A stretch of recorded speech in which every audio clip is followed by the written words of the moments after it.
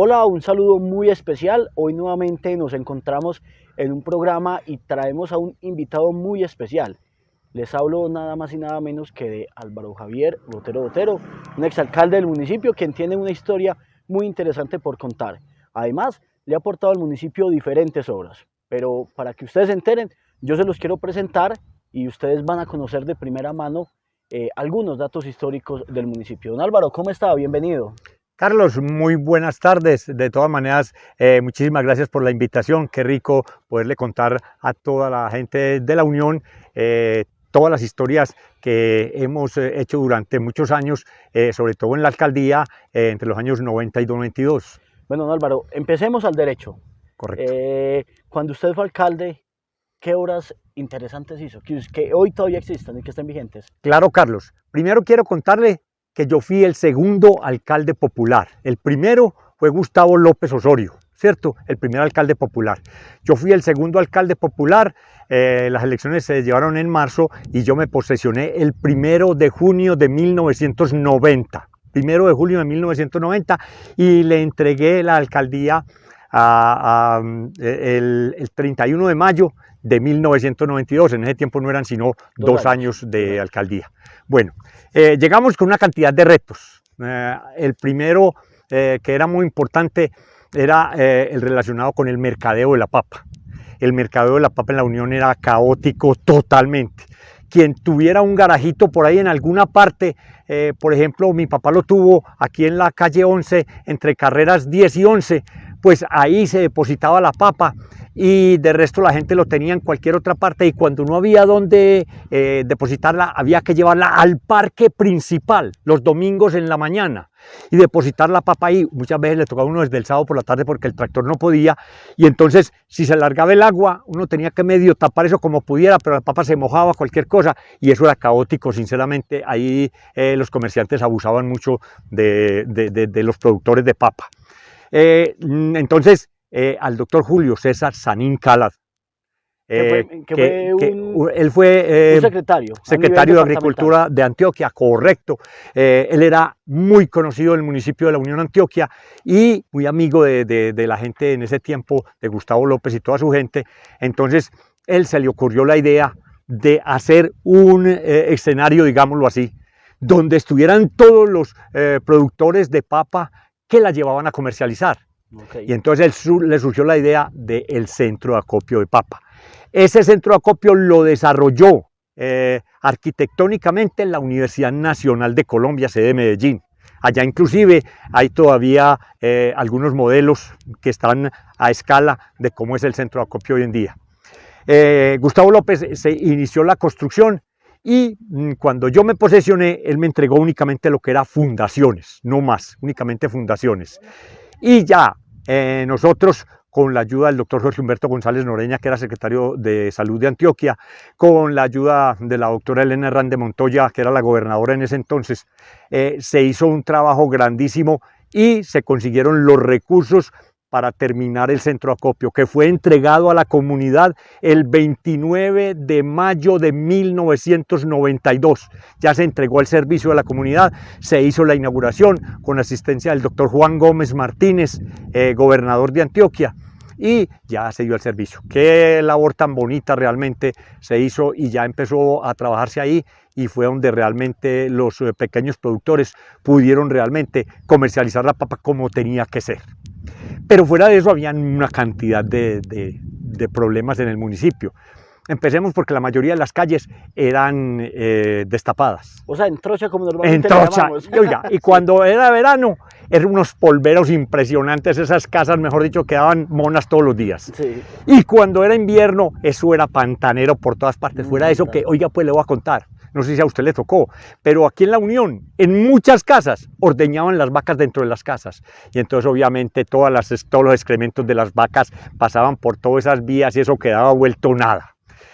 Entonces, la comunidad vino a mí, yo recuerdo perfectamente, y me dijeron que por qué no hacíamos un programa de adoquinamiento de vías. Yo le dije, listo, vamos a arrancar con el adoquinamiento de vías. Y le trabajamos muy bonito a ese adoquinamiento de vías. Se hicieron, yo digo sinceramente, sin equivocarme, más de 20 calles que se hicieron entre calle y carreras para adoquinar la parte de la Unión. La gente estaba feliz y dichosa. O sea que usted fue uno de los pioneros, digamos, en la Correcto. pavimentación de... Correcto. ¿Cómo se llama? En la... Eso se llama es adoquín, pavimentación flexible. Pavimentación Pavimento flexible, flexible, correcto. que ahorita no es tan común. No, ya no, ya realmente eso ya no está gustando. Ya está gustando es el pavimento rígido, o sea, las losas de concreto. Sí. Las losas de concreto se conoce con el nombre de pavimento rígido. Y empezamos con ese trabajo. Claro que uno no puede desconocer que antes de pronto Gustavo López y el que hubo antes hicieron una o dos callecitas, pero realmente la parte grande se hizo, lo que es la carrera 11, la carrera 12, lo que es la calle 11, la calle 12, mejor dicho, se hicieron todas esas vías que hacían muchísima falta. Bueno, Sí. después ya Gustavo López, cuando me fue a entregar a mí el 31 de mayo de 1990, me dijo, vea, estamos multados por Cornare porque el municipio está depositando las basuras, óigame pues lo que le estoy diciendo, las basuras al río Medellín, perdón, al río Piedras de aquí de la Unión, disculpen, al río Piedras. Sí. Las volquetas eran las que recogían la basura y las llevaban, y allá en San Juan alzaban el volco y lo botaban al río, ¿cómo le parece? Entonces a la Unión lo multaron por eso. Y me dijo, vea, nosotros hicimos una gestión y en la vereda del Guarango estamos tratando de conseguir un lote para ver si montamos el relleno sanitario. Yo le dije, listo, don Gustavo, perfecto, yo voy a seguir con esa tarea. Y resulta que pasó el primer año y nadie quería dar un lote ni quería pues que estuviera cerca ese relleno sanitario. Pero hay veces que la suerte a uno también le ayuda. Y lo acompaña. Y lo acompaña, eso es cierto, Carlos. De todas maneras vinieron las sobrinas de Chiche Gómez, Jesús Gómez, que ya murió, pero fue una persona que le colaboró mucho en ese sentido al pueblo. Y vinieron y dijeron, alcalde, nosotros queremos ofrecerle un lote que hay aquí en el alto de la Vitoriera, o sea, aquí saliendo hacia Sonsón. Sí. Que hay un lote muy bueno, a ver si usted no lo quiere comprar para el relleno sanitario. Está bordeado de monte y ahí el perjuicio prácticamente es ninguno. Entonces yo les dije, listo, vamos a ver el lote ya. Nos fuimos inmediatamente, los vimos, nos gustó mucho el lote. Le dije, bueno, ya tenemos que tener el visto bueno de Cornare, porque sin el visto bueno de Cornare no podemos hacer absolutamente nada. Inmediatamente llamamos a Cornare, cuadramos una cita, vinieron aquí, miraron el lote y dijeron, este lote es perfecto, es ideal para arrancar ya el relleno sanitario. Y es el que está actualmente. El que está actualmente. Ellos nos hicieron los diseños, ellos nos hicieron todo, porque uno no puede desconocer las cosas como son. Cornare nos ayudó con los diseños y todo lo demás. Y se dijo, eso es para 20 años de servicio, 20 años. Y ha sido tan bien manejado este relleno sanitario que hoy cumple 33 años de uso y todavía tiene una vida entre 5 y 10 años más. ¿Por qué? Porque también se compró otro lotecito a continuación, que eso sirvió mucho, y fuera de eso se ha manejado muy bien manejado.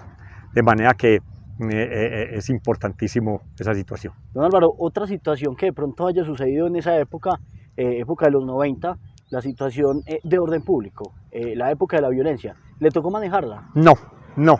A mí realmente la época de la violencia nunca me tocó. Realmente hasta ese año 1992 que yo ya salí de la alcaldía, alguna vez fui con la secretaria de Planeación, que era Teresa Patiño, y con el secretario de Agricultura, que era Jairo Humberto López, a revisar la placa de la escuela San Miguel Santa Cruz.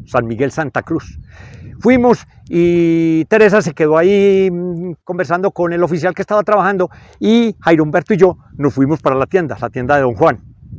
Cuando entramos nosotros a la tienda de Don Juan, había un señor ahí alto, mono él, y dos tipos al lado. Y el señor le dijo, don Juan, este es el alcalde. Y él agachó la cabeza sinceramente, diciendo que sí. Y ahí mismo se me arrimaron y me dijeron, nosotros somos del ELN, queremos conversar con usted. Y dije, yo no tengo ningún inconveniente, yo no tengo ningún problema. Jairo Humberto se quedó, mejor dicho, pálido y se hizo a un lado. Y me dijeron, ¿quiere que nos salgamos un poquito aquí afuera para que conversemos? Y le dije, no hay ningún problema. Salimos fuera de donde tenían la tiendecita y no, fueron muy correctos conmigo, jamás me agredieron, jamás me dijeron cosas, nada. Me hicieron preguntas muy difíciles, que si yo los iba a denunciar ante la fuerza pública. Y yo le dije, esa no es mi función. De manera que yo no tengo interés de ir a denunciarlo. Que si usted nos recibe en su oficina, si nosotros queremos ir a conversar a usted sobre el municipio. Y le dije, claro, es que las oficinas del municipio están con las puertas abiertas y todo el que quiera puede ir allá porque ya podemos hablar con el que quiera. Y así como eso, transcurrieron más o menos 20, 25 minutos conversando sobre temas del municipio. Y al último me dijeron, no, ¿sabe qué? Yo le voy a decir una cosa. La gente tiene muy buen concepto de usted y por eso nosotros no tenemos ningún problema con usted. Váyase tranquilo, nosotros ya nos vamos. Esa fue la única relación que tuve yo con la guerrilla. Yo de resto jamás, ni hubo, en ese tiempo había paramilitares ni nada. Del 93, 94 en adelante, ahí fue donde se recrudeció esa cuestión.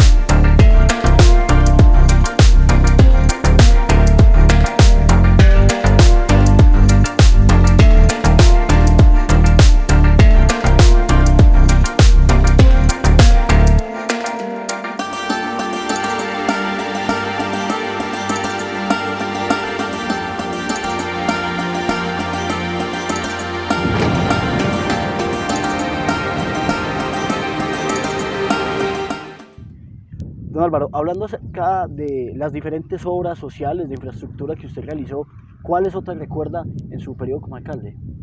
Claro que sí, Carlos. Muy interesante su pregunta, porque mire, a continuación de la escuela Pío XI, de la escuela, donde era la primaria, había un lote grande donde los niños salían a hacer el recreo, pero eso era un pantanero, un lodazal impresionante. Y a mí nunca se me va a olvidar que Guillermo Gómez fue el primero que vino a decirme, Álvaro, ¿por qué no usamos ese terreno para construir ahí una sede deportiva? A mí me pareció muy interesante. Es el que hoy conocemos con el nombre de Milicias, Guillermo Milicias. Le dije, listo, Guillermo, vamos a estudiar el tema, a ver. Nos reunimos con Teresa Patiño y nos reunimos con otras personas y ya nos fuimos para Coldeportes. En ese tiempo era Coldeportes Antioquia. Sí. Fuimos a Coldeportes Antioquia y les presentamos el proyecto para que en ese punto se iniciara la construcción de un coliseo cubierto. Obviamente que en mi administración no se pudo hacer sino los muros de cerramiento, las columnas y una placa que se alcanzó a hacer, digamos, poquito rudimentaria, y se hicieron los tableros. Dicho, pero no hizo más. Iniciamos. La primera piedra. Correcto, iniciamos.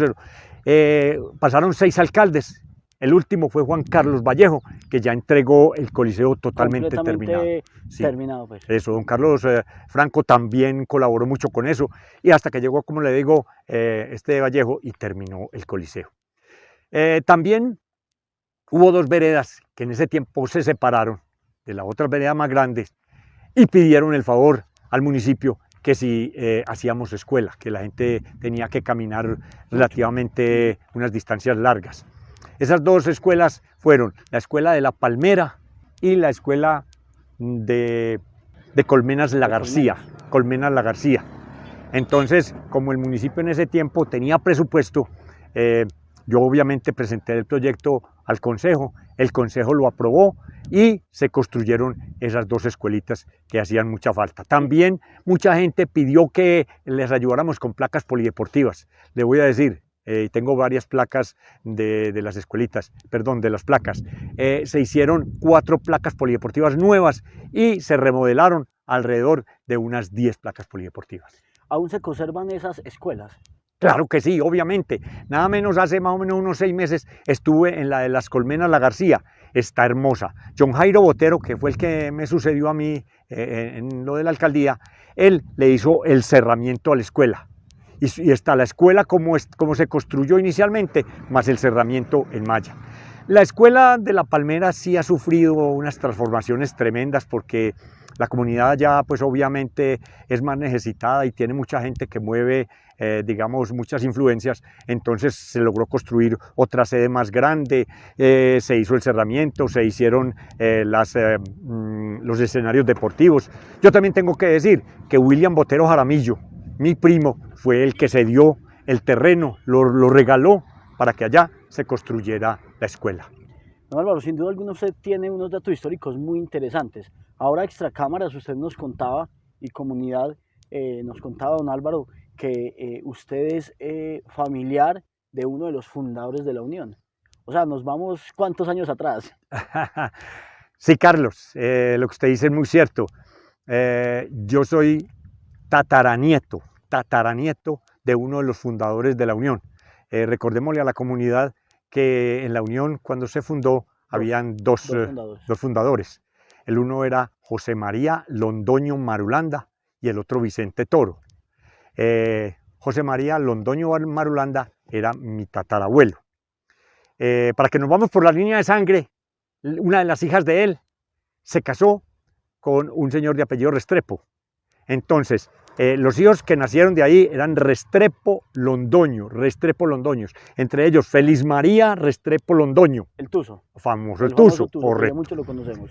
Y mis dos abuelas eran hermanas. La mayor se llamaba Hermelina Restrepo Londoño, la mamá de mi papá. Y la otra se llamaba Eulogia Restrepo Londoño, la mamá de mi mamá. Ellos se casaron con 2 boteros que no eran consanguíneos, no tenían relación ninguna familiar, y por eso mis apellidos son Botero, Restrepo. O sea, dobles en el mismo sentido. Dobles en el mismo sentido, correcto. Por el Restrepo soy de la misma descendencia, de Feliz María Restrepo y de ahí para ahí. Y por el Botero sí no tengo ninguna ascendencia. Don Álvaro, ¿por qué, ya que usted tiene tanta historia, conoce la tradición de la Unión, por qué la Unión se llama la Unión? La Unión se llama la Unión porque en ese tiempo, cuando se pensaba que tuviera un caserío realmente la Unión, José María Londoño Marulanda, que era dueño de muchas tierras acá, cerca del parque, más él tenía una tierra grande en la vereda El Guarango. Y el señor Vicente Toro también tenía otras tierras aquí más hacia abajo. Entonces, el uno quería que fuera él el que donara la tierra para el municipio y el otro también. Hasta que los juntaron a los dos y dijeron, no, hagamos la unión. Y por eso lleva el nombre de la Unión. Sea, unieron sus 2 terrenos. Correcto, y correcto. Por eso la Unión. Inclusive nos contaba ahorita un primo que sí es más conocedor que lo que es el terreno de la capilla. El terreno donde hoy funciona o es la iglesia principal y donde es la alcaldía, la casa consistorial, eso lo donó José María Londoño Marulanda, mi tatarabuelo. Y don Vicente Toro donó todo lo que hoy es la escuela de niños, ahí enseguida de Fedepapa. Sí. La escuela que hoy es... Que antiguamente era la más conocida como la escuela de niñas. La escuela de niñas, la Maris Puspán, que se llamaba anteriormente. Que ahora es la Feliz María. Ahora es la Feliz María Restrepo Londoño, sí señor, correcto. Normalmente y anteriormente lo que hacían las personas era donar los lotes. Si usted es de otros municipios, lo que ha pasado es que diferentes personas donan, por ejemplo, para las iglesias, para los hospitales, para todo ese tema. Pero quiero concentrarme en un tema. Sí. El lote del parque principal como tal. Ahí fue donde empezó la Unión, en el parque principal. Sí, claro que sí. Había una fondita. Y donado esos lotes. Cuentan que había una fonda ahí y la carretera que venía, pero digamos a caballo, sí, que venía de Sonsón, pasaba por la parte de abajo de lo que hoy es el parque, o sea, lo que llamamos nosotros hoy, lo que se conoce como la carrera 9. Sí. La carrera 9, por ahí pasaba la vía. Entonces dijeron, este es el punto más adecuado para que hagamos lo que es el parque principal y todo lo que tiene que ver con los escenarios del municipio. Mi tatarabuelo también puso varios lotes que tenía ahí y los puso en venta, obviamente. Él vendió varios lotes, pero donó esos que le digo, lo de la alcaldía y etcétera. Hagamos un comparativo. Cuando usted fue alcalde en el año 90, ¿cuántos habitantes tenía la Unión? Bueno, si mi memoria no me falla mucho, en ese tiempo los habitantes de la Unión eran 13.000. 13.000 habitantes, sí, señor. Y hoy tenemos aproximadamente 22.000. Sí, se cree que unos 25.000, porque 25. El último censo que se hizo hace mucho tiempo hablaba de 22.000. Y hoy se cree que hay 25.000 o tal vez un poco más. Bueno, y en cuanto, digamos, usted como también conocedor del tema, ¿cuántos habitantes cree usted que por año puede ya tener la Unión, con todo el tema de infraestructura, de todo el tema de expansión urbanística, etcétera? Sí, no, la Unión va a crecer tremendamente. Ojalá, y le digo sinceramente de corazón, no crezca desordenadamente. Ojalá crezca realmente como debe ser, de una forma ordenada, gracias a Dios por la gobernación de Antioquia y los recursos del municipio y de los servicios públicos. Ya se va a hacer otra expansión de la parte del acueducto y para poder darle agua a las nuevas urbanizaciones que están haciendo, porque en mi concepto la Unión en cerca de 10 años va a crecer mucho más su número de habitantes. Yo diría que va a aumentar cerca de 10.000 habitantes más. No, pero finalmente, déjele un mensaje a todos los habitantes de la Unión para que igual tengan en cuenta toda esta memoria histórica y sigan pues interesándose por estos temas. Gracias, Carlos. Sí, cómo no. Vea, de todas maneras, yo quiero decirle a la comunidad que uno tiene que querer mucho el pueblito. Yo no nací aquí, yo fui el noveno de 9 hermanos, de los cuales 8 nacieron en el municipio de La Unión. Mis padres nacieron en La Unión, mis abuelos nacieron en La Unión, mis bisabuelos en La Unión. De manera que yo tengo todas mis raíces en La Unión. Pero hace 35 años vivo en el municipio de La Unión y todos los días quiero más este pueblito. Entonces, mi recomendación es, por favor, tratemos de conservar las raíces del municipio, tratemos de hacer que la gente se sienta bien y que realmente este siga siendo un paraíso para vivir como lo ha sido desde hace muchos años.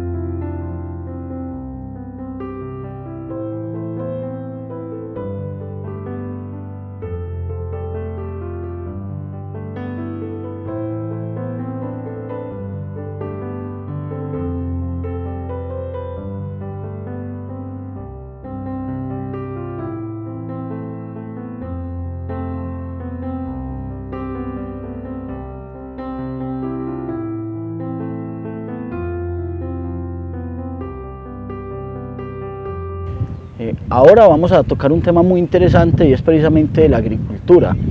Ustedes ya lo conocían, nosotros se los hemos mostrado en otras oportunidades, pero hoy vamos a ampliar esta información, porque la idea es que ustedes conozcan acerca de nuestro campo, acerca de lo que hay acá en las tierras unitenses, sobre todo en la zona rural.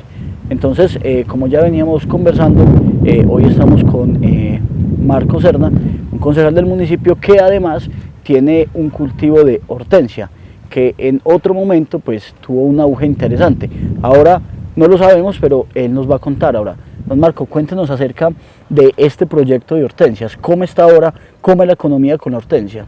Bueno, no, como ya les había contado, mi nombre es Marco Antonio Serna, de acá de la vereda de las Acacias, soy floricultor, tengo un cultivo de aproximadamente 40.000 matas acá en la vereda, donde es una empresa familiar, de trabajo con la familia y mujeres cabeza de hogar de acá del mismo municipio, de la misma vereda.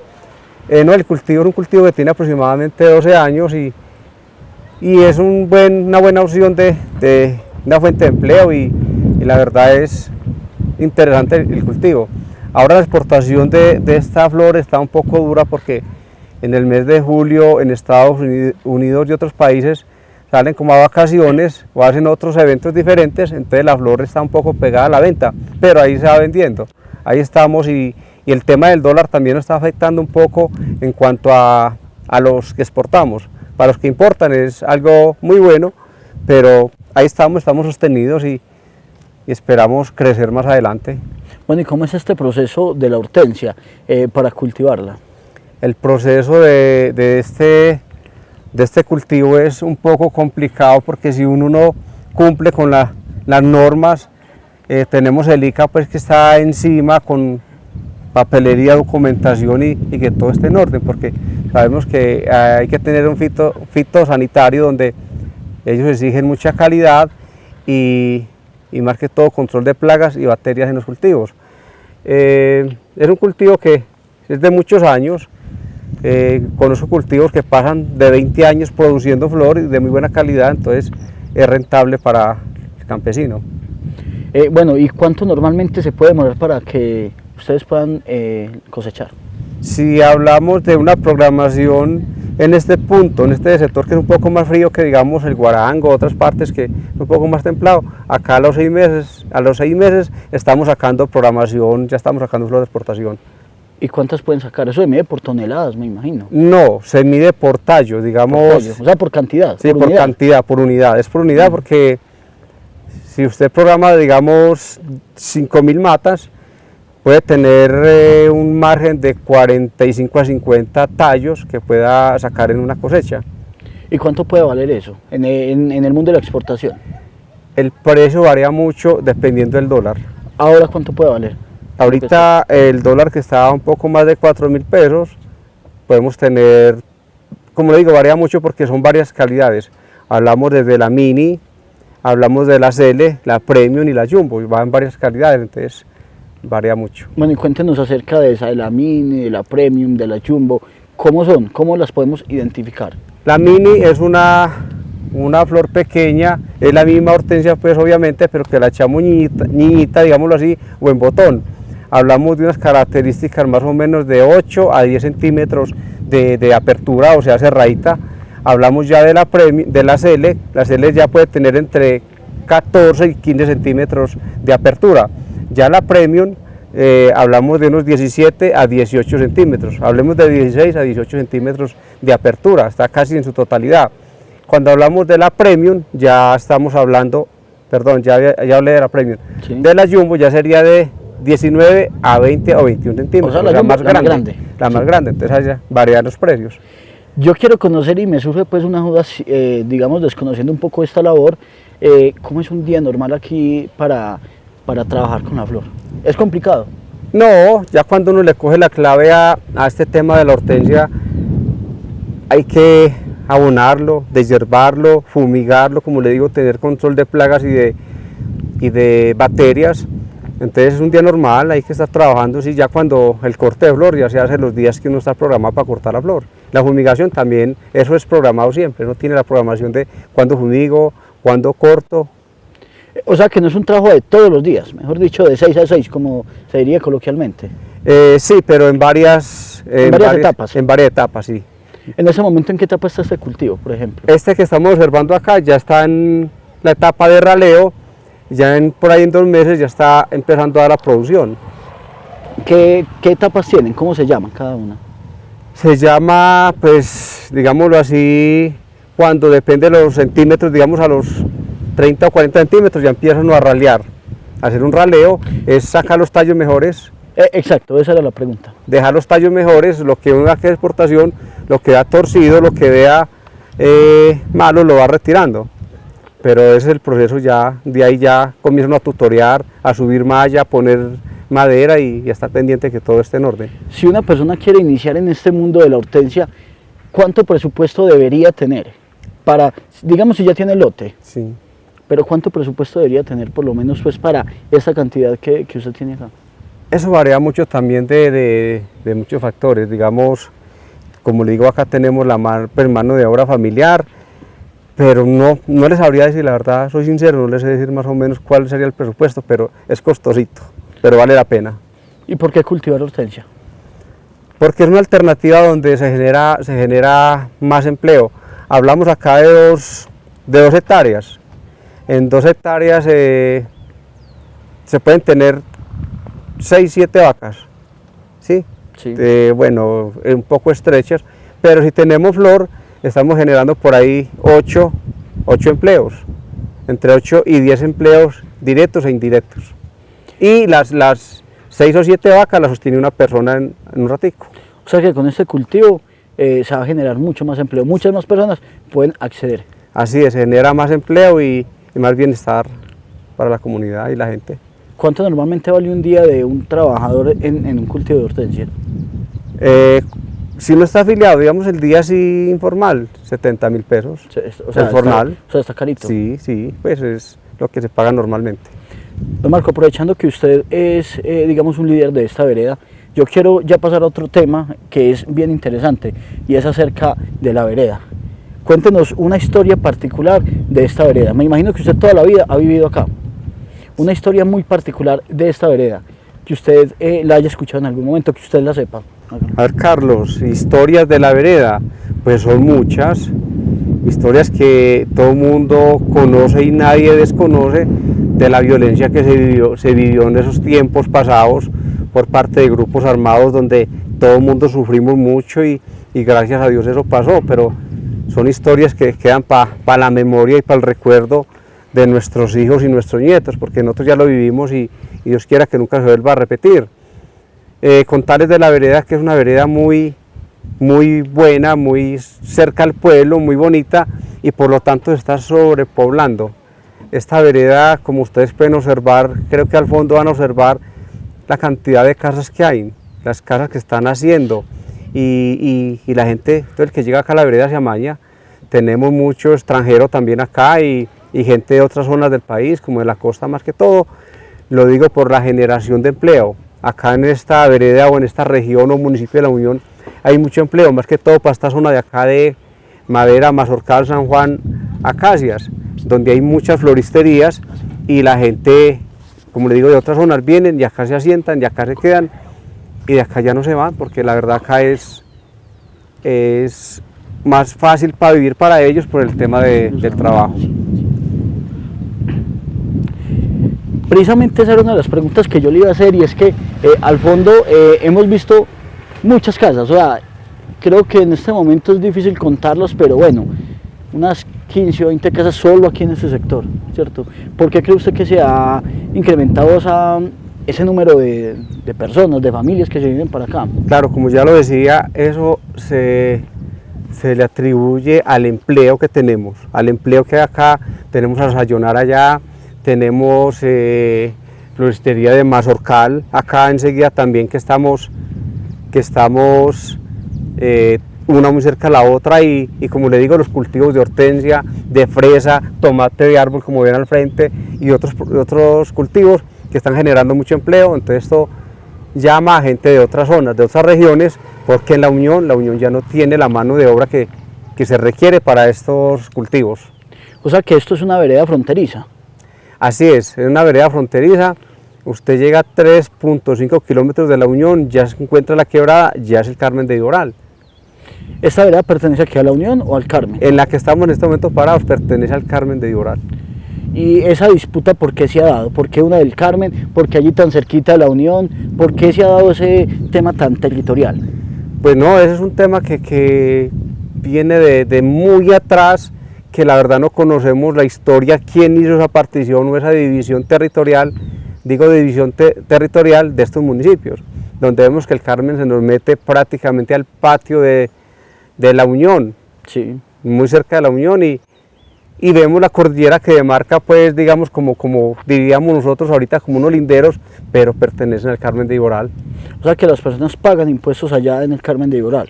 La gente paga impuestos en el Carmen de Iboral, pero toda su actividad económica es en el municipio de La Unión. Todo, desde sus nacimientos, desde sus bautizos, primeras comuniones, hasta toda la gente hace su actividad completamente en La Unión. ¿Creería usted que es injusto entonces que los impuestos se estén yendo para el Carmen? Desafortunadamente así es. Es injusto, pero si así lo hizo el que demarcó el territorio, toca así, como lo dice la ley. ¿Se puede cambiar en algún momento esa demarcación? Es muy difícil, ya un municipio no va a entregar sus aportes económicos para el sostenimiento de su municipio, digámoslo así, aunque sabemos que pues las veredas son veredas alejadas del Carmen y cercanas a La Unión, el cual, digamos, el municipio del Carmen las tiene un poco descuidadas por la lejanía. Aquí estamos a ¿cuántos kilómetros de La Unión? A unos 5 kilómetros De aproximadamente. este punto estamos a 4 kilómetros. 4 kilómetros. Imagina, 4 kilómetros de La Unión. ¿Y a cuántos del Carmen? Del Carmen, hombre, ahí sí me corcha, no sé, pero uno se va en la moto acá, se demora media horita para llegar al Carmen. ¿Y a La Unión cuánto se demora en minutos, en moto? En minutos se demora 8 minutos. 8 minutos. ¿Hacia La Unión? Hacia La Unión. Entonces, obviamente, tiene una cercanía mucho más interesante Claro. este punto con La Unión. Pero bueno, son temas, pues, digamos, socioculturales también que en otra época se han ido, digamos, demarcando. Y bueno, así quedó. Creo que hasta el momento no hay mucho que hacer. Así es, no hay mucho que hacer porque incluso ya había averiguado en catastro departamental acerca de este tema y no hay que hacer. Es muy difícil que se pongan de acuerdo nuestros políticos a hacer una nueva partición. Yo creo que ya no es posible, entonces no hay forma, ya se quedó así. Yo quiero que hablemos de las vías. Las vías, por esta vía precisamente de La Unión hacia acá. ¿Cómo están en temas de vías ustedes los campesinos, los que trabajan aquí en esta zona? Hombre, como ya usted sabe acerca de estas vías, tuvimos una temporada de invierno donde no teníamos forma de salir al municipio de La Unión por las vías tan malas. Y por las fuertes lluvias, además. Por las fuertes lluvias, y sabemos que de esta zona sale mucho producto del campo, zanahoria, papa, de los tractores siempre dañan, es una zona también lechera, pero ahorita, dando gracias al verano que ha mejorado el clima, y la administración también le ha puesto la mano a estas vías ahora en los últimos años, ya terminando la administración, pero le ha puesto la mano y hemos estado trabajando con eso.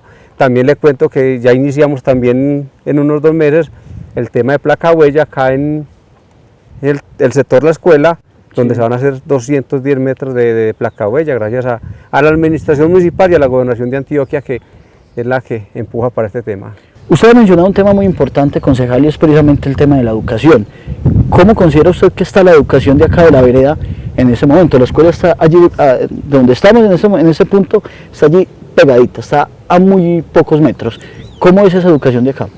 La educación de acá es muy buena, tenemos de primero hasta 11, ¿sí?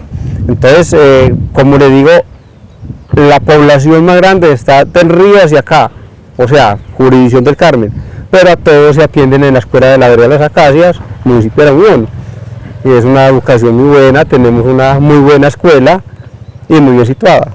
¿Han salido personas ya para universidad, digamos, estudiantes han salido ya hacia la universidad? Claro que sí, porque acá tenemos, no le tengo el dato muy exacto, pero tenemos muy cerca de 150 niños estudiando en esta escuela. Creo que es una vereda de las más pobladas, Sí. siendo la primera de San Juan. ¿Cuántos habitantes cree que tiene si tiene el dato? ¿O por encimita? ¿O en general? Por encimita, ¿Cuántos habitantes podrá tener las Acacias? pues yo le hago un balance a usted más o menos. Si tenemos más de 300 puestos de agua, si tenemos cerca de 400 contadores de luz, ya haga usted más o menos un balance, hagámoslo por, O sea, por digamos 4, que en cada casa viven 4 personas. Sí. Habiten 4 personas. hagámoslo así, entonces 4 por 4, 16 diría yo, un poquito más de 1000 personas hay acá en la vereda. 1000 personas. Pero como le digo, la parte más poblada es la parte de la que pertenece al Carmen, se mide pues por los niños que van a la escuela, por ese tema, sí. en la parte política me surge a mí esa duda. Entonces, digamos el día de las elecciones presidenciales, no sé, gubernamentales, etcétera, ya conocemos el tema. ¿Dónde tienen que votar estas personas entonces? ¿Se tienen que desplazar hacia el Carmen? Sabemos que el tema político y cuando usted va a votar es libre donde quiera votar, ¿cierto? Sí. Pero si la gente se inclina más al municipio de La Unión, como le digo, por su actividad económica, por su cercanía, porque, digámoslo así, pues es su pueblo. Al Carmen pues también van mucho, ya aquí también tenemos líderes que han tratado de cambiar mucho la cultura, que la gente inscriba su cédula en su municipio donde pagan el impuesto, porque también, digámoslo de esta manera, también tienen sus ISBEN allá, entonces sí existe la disputa también por eso, porque muchos quieren votar allá, pero... A nivel cultural, ¿cómo cree usted que está la Zacaya, cierto? En temas artísticos, musicales, de danzas, de teatro, de deportes inclusive, ¿cómo está ese tema? Hombre, el tema del deporte, empecemos por el tema del deporte en el municipio de La Unión está muy quedado, y más que todo en las veredas. El tema cultural, artístico en la vereda está muy bien. Tenemos una presidente que trabaja mucho con ese tema. La administración municipal le mete duro a ese tema, porque hay que reconocerlo también, tema cultural, tema de tercera edad, donde tenemos todo muy ordenado acá, porque como le digo, la presidenta trabaja mucho con ese tema y gestiona, y la alcaldía o administración le pone la mano a ese tema. Pasamos ya a Fiestas de la Papa, digamos hace unos cuantos días, unas cuantas semanitas, y hemos visto pues un desfile de carrozas muy interesantes. ¿Ustedes tuvieron participación? Hombre, no, la verdad no tuvimos participación porque el tiempo no nos da, como le digo, y la verdad pues las Fiestas de la Papa, respeto mucho la opinión de todos, pero no me llama la atención las fiestas, la verdad no, por allá no me dieron en estas fiestas, no. ¿Por qué considera usted que no le llama la atención? Hombre, no, pues, o sea, como le digo, respeto la opinión de todos y los gustos, pero la verdad no soy hombre de tomar, de licor, soy más bien hombre de casa o de otras cosas. ¿Y dedicado aquí al oficio pues Dedicado como al oficio, a otras cosas, pero sí, las fiestas, la gente dice que estuvieron buenas. Sí, como le digo, no salí, la verdad no salía al pueblo, o si salí fue a algunas vueltas, pero no, las fiestas no... Y como se dice coloquialmente, para los gustos los colores, ¿cierto? Claro, sí, la gente la gente que quiera salir. Se la gozó y está muy bien que se la gocen de su manera. Sí, está bien.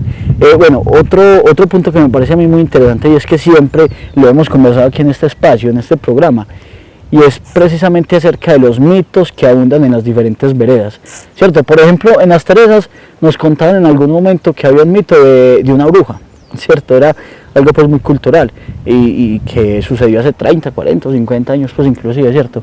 Y así nos han ido contando, pero ¿qué mitos abundan acá? O el más conocido. A ver, Carlos, pues esos brujas hay en todas partes, hombre. No, pues a ver, acá sí hablaban mucho de espantos, si hablamos de eso, hablaban de espantos mucho, porque este es un camino, aquí existe un camino antiguo, que es un camino de herradura que dicen que venía de Sonsón. Sí. Y por aquí conectaba también Medellín, el Carmen, cuentan caminos de herradura. Acá al frente todavía existe ese camino, entonces también tiene sus cuentos. Pero dicen que por ahí de pronto salían y lo espantaban si usted pasaba por ahí. Sí, pues eso cuentan, pues a mí nunca me ha pasado, pero... ¿Nunca le llegó a pasar? No. ¿Y le da miedo pasar por ahí, por el sector? No. ¿Qué es lo más bonito de la vereda? El concejal. Sí, que es el más bonito. Bueno. No mentiras, edíctelo. No, lo más bonito de la vereda es el paisaje, la gente,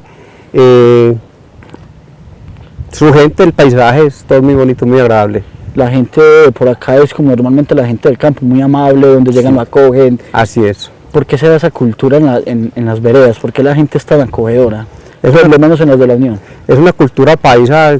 Llegue usted a Sonsón, llegue aparte así, es una cultura paisa. Uno pues, yo he caminado, andado mucho a nivel del país y he tenido la oportunidad de ir a otros países y ahora la gente de Antioquia o de estos pueblos no hay.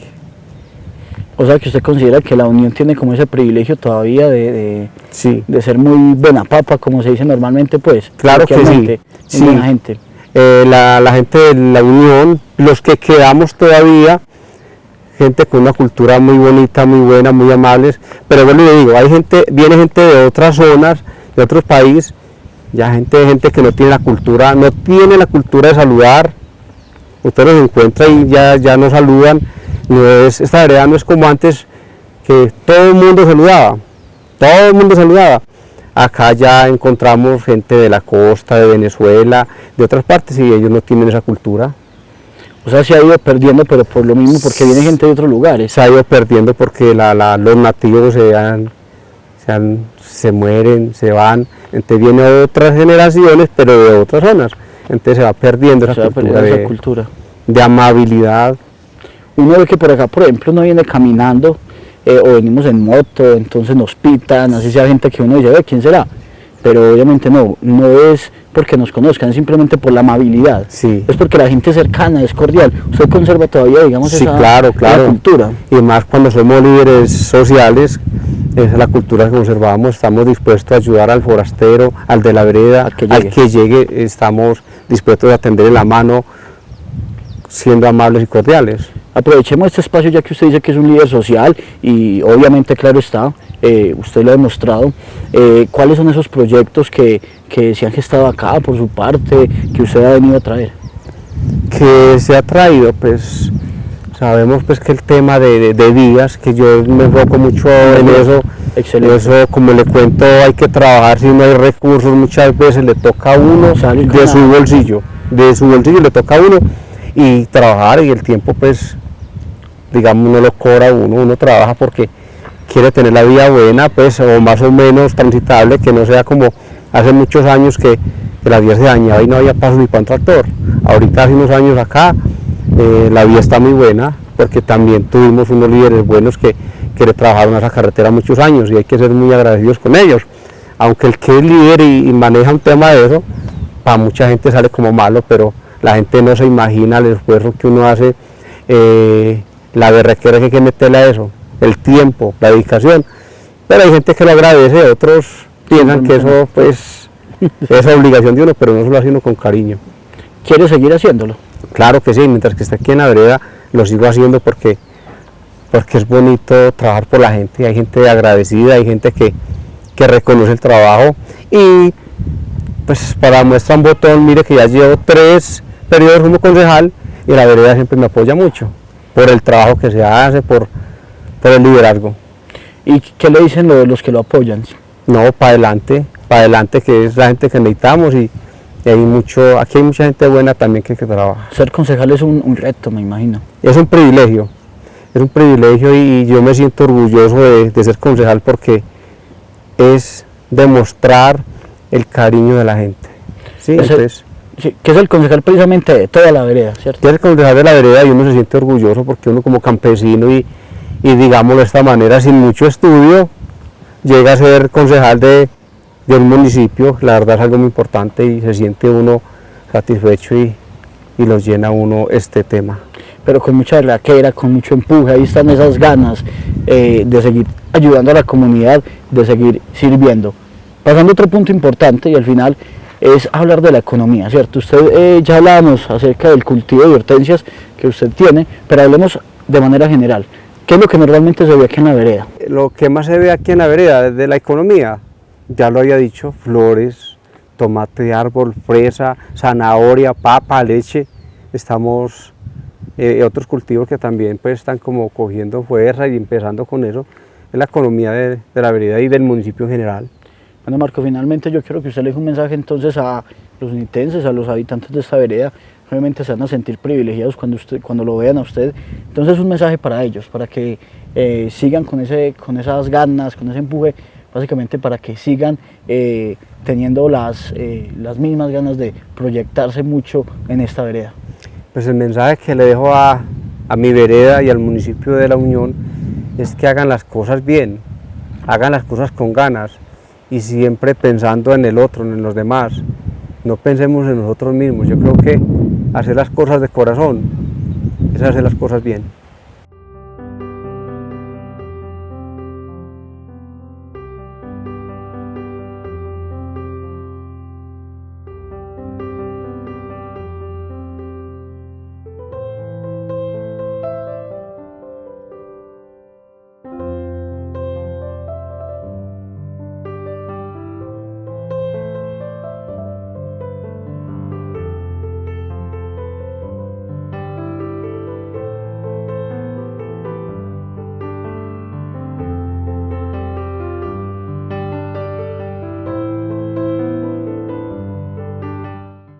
Empiezo contándoles que tradicionalmente se ha llamado casa consistorial porque obviamente como fuimos conquistados por España, y en España es muy dado llamar al Palacio de Gobierno, es decir, el lugar donde se reúne o donde despacha el alcalde y el Consejo Municipal, como casa consistorial.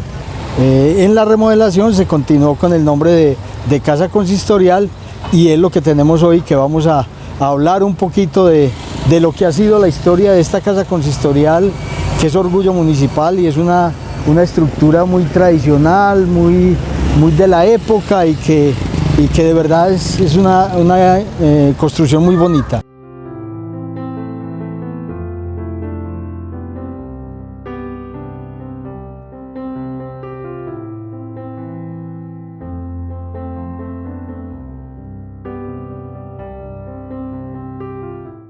La historia de esta casa consistorial pues tiene varias cosas importantes y que es bueno resaltarle a la comunidad. Es decirles que la estructura como tal se ha conservado. O sea, aquí no vemos modificación en los diseños de los espacios de la casa consistorial hoy en día. Este edificio fue modificado en el periodo 2001-2003, y a mí como alcalde 2004-2008 me tocó empezar a despachar desde este edificio. ¿Cómo era? Como les digo, estructuralmente era con los mismos espacios, más o menos la misma distribución. A diferencia que, pues obviamente las paredes eran diferentes antes de que se hiciera esta reestructuración, y las oficinas que funcionaban o los lugares que funcionaban pues eran totalmente distintos, empezando por contarles que para muchas personas que no lo saben, aquí funcionaba la cárcel municipal, un espacio que reunía pues donde llegaban todos los detenidos. Cuando cada municipio tenía su espacio reclusorio, y aquí en La Unión era en este espacio la cárcel municipal.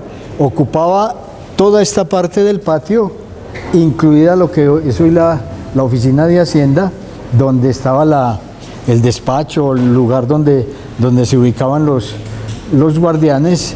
Otro hecho particular es que aquí el acceso era por esta parte, al lado derecho del acceso pues a la alcaldía, y las escalas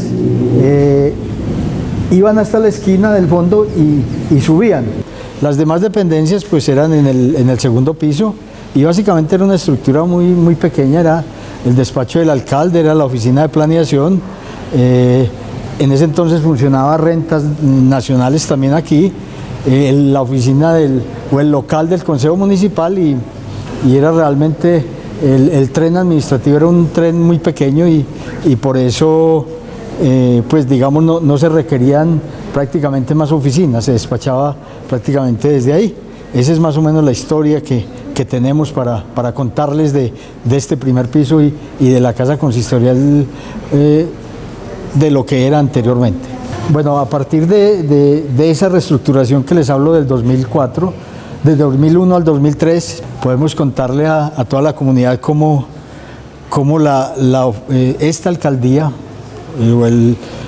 la casa consistorial pues cambió en su aspecto más que todo interior. Valga decir que en su momento, cuando ocupamos este espacio, pues nosotros le dimos como una transformación a lo que tiene que ver con el centro, reconociendo que venía pues de ser una cárcel. Nosotros en su primer momento lo convertimos en un jardín con unos corredores.